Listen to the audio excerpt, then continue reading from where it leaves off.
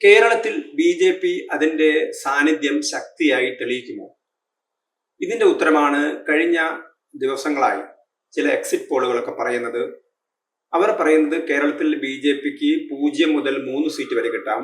ചില ചാനലുകൾ, ചില എക്സിറ്റ് പോളുകൾ പറയുന്നത് 4 സീറ്റ് കിട്ടാം, 7 സീറ്റ് കിട്ടാം എന്നൊക്കെ പറയുന്നുണ്ട്. ഏറ്റവും ഒടുവിൽ ടുഡേസ് ചാണക്യ പുറത്തിറക്കിയ അവരുടെ എക്സിറ്റ് പോൾ വിശകലനത്തിൽ അവർ പറയുന്നത് BJPക്ക് 3 മുതൽ 11 സീറ്റുകൾ വരെ കിട്ടാമെന്നാണ്. അതായത് 4 സീറ്റ് അധികമാവാം, 3 സീറ്റ് കുറയാം. ഇപ്പൊ 7 സീറ്റ് എന്നുള്ളത് 3 വരെ ആകും. അതായത് 3 സീറ്റ് മുതൽ 11 സീറ്റ് വരെ BJPക്ക് കിട്ടാം എന്നാണ് ടുഡേസ് ചാണക്യ പറയുന്നത്.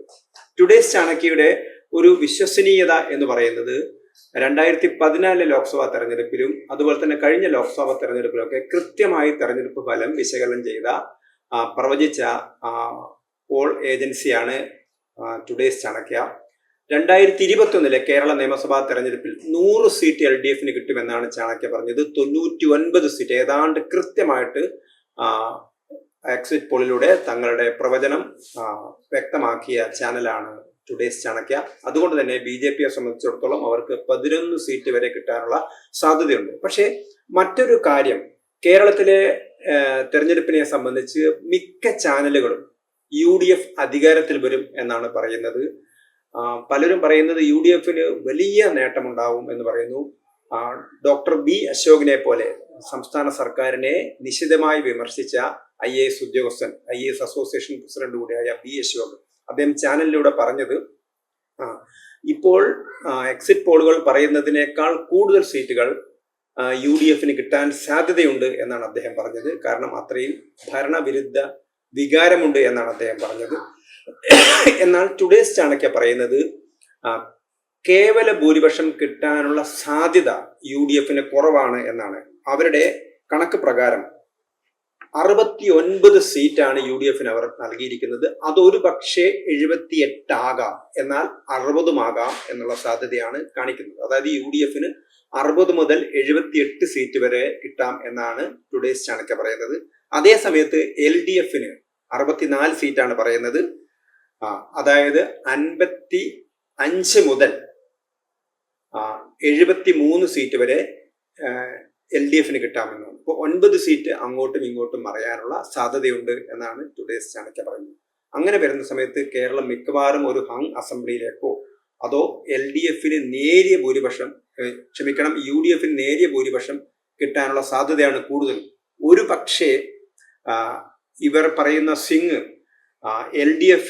UDFന് ഇടത്തോട്ടും LDFന് വലത്തോട്ടും, അതായത് +9 ഉള്ളത് LDFന് 64 എന്നുള്ളത് 73 ആവുകയും UDFന്റെ 69 60 ആവുകയും ചെയ്യാനുള്ള സാധ്യത കൂടി അവർ പറയുന്നുണ്ട്. അങ്ങനെ വരികയാണെങ്കിൽ തുടർ ഭരണം വരാനുള്ള സാധ്യതയും ഉണ്ട് എന്നുള്ള ഒരു വിശകലനമാണ് ടുഡേസ് ചാണക്യ പറയുന്നത്. പക്ഷെ പൊതുവെ ചാനലുകളൊക്കെ നോക്കുന്ന സമയത്ത്, എക്സിറ്റ് പോളുകളൊക്കെ നോക്കുന്ന സമയത്ത് ഒരു ഭരണവിരുദ്ധ വികാരമാണ് നമുക്ക് എല്ലാ സ്ഥലത്തും കാണാൻ കഴിയുന്നത്. പക്ഷെ അതിന് തികച്ചും വ്യത്യസ്തമായ രീതിയിലുള്ളൊരു പ്രകടനമാണ് നമുക്ക് ചാണക്യ നമുക്ക് തരുന്നത്. എന്തു തന്നെയായാലും നമുക്ക് 4-ാം തീയതി വരെ കാത്തിരിക്കേണ്ടി വരും. പക്ഷേ ഒരു കാര്യം ഉറപ്പാണ്, കേരളത്തിലെ BJPയുടെ പ്രകടനം കഴിഞ്ഞ തെരഞ്ഞെടുപ്പിനേക്കാൾ മികച്ച പ്രകടനമായിരിക്കും കാഴ്ചവെക്കുക.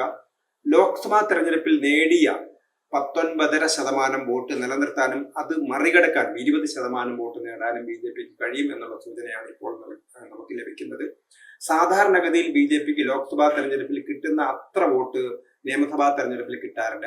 അതേസമയത്ത് മറ്റ് പാർട്ടികളൊക്കെ തന്നെ നിയമസഭാ തെരഞ്ഞെടുപ്പിൽ വോട്ട് കൂടുകയാണ് CPMനെ സംബന്ധിച്ചിടത്തോളം ചെയ്യുന്നത്. അവർക്ക് ലോക്സഭാ തെരഞ്ഞെടുപ്പിൽ അത്ര വോട്ട് കിട്ടാറില്ല. പക്ഷെ ഇവിടെ മറിച്ച് BJPയെ സംബന്ധിച്ചിടത്തോളം കഴിഞ്ഞ ലോക്സഭാ തെരഞ്ഞെടുപ്പിൽ 2024 ലോക്സഭാ തെരഞ്ഞെടുപ്പിൽ കിട്ടിയ 19% വോട്ട് മറികടന്നുകൊണ്ട് 20%-ലെത്താൻ BJPക്ക് കഴിയും എന്നുള്ളതാണ് ടുഡേസ് ചാണക്യ പറയുന്നത്. ഏതായാലും നമുക്ക് തെരഞ്ഞെടുപ്പ് ഫലം വരുന്നതുവരെ ഒരു കാര്യമായ വിശകലനത്തിന് നമുക്ക് കഴിയില്ല. കാരണം ഇത് വെറും അനുമാനങ്ങളാണ്, അല്ലെങ്കിൽ എക്സിറ്റ് പോളുകളാണ്. എക്സിറ്റ് പോളുകൾ എപ്പോഴും തെറ്റുപറ്റാം എന്നുള്ളതാണ്. പക്ഷെ ഇതുവരെ നോക്കുന്ന സമയത്ത് പരമാവധി ശരിയായ രീതിയിൽ കഴിഞ്ഞ തെരഞ്ഞെടുപ്പുകളിലൊക്കെ തന്നെ പറഞ്ഞ ടുഡേസ് ചാണക്യയുടെ വാദം കണക്കിലെടുക്കുകയാണെങ്കിൽ BJPക്ക് 11 സീറ്റ് വരെ കിട്ടാൻ സാധ്യതയുണ്ട്.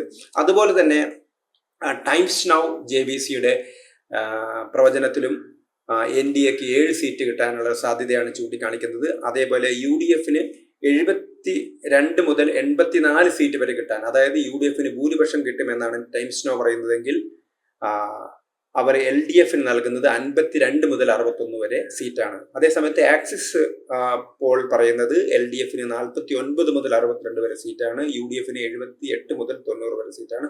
അവർ BJPക്ക് നൽകുന്നത് 3 സീറ്റാണ്. എന്ത് തന്നെയായാലും BJP കേരളത്തിൽ അവരുടെ പ്രകടനം മെച്ചപ്പെടുത്തുമെന്ന് തന്നെയാണ് നമുക്ക് എക്സിറ്റ് പോളുകളിലൂടെ മനസ്സിലാവുന്നത്.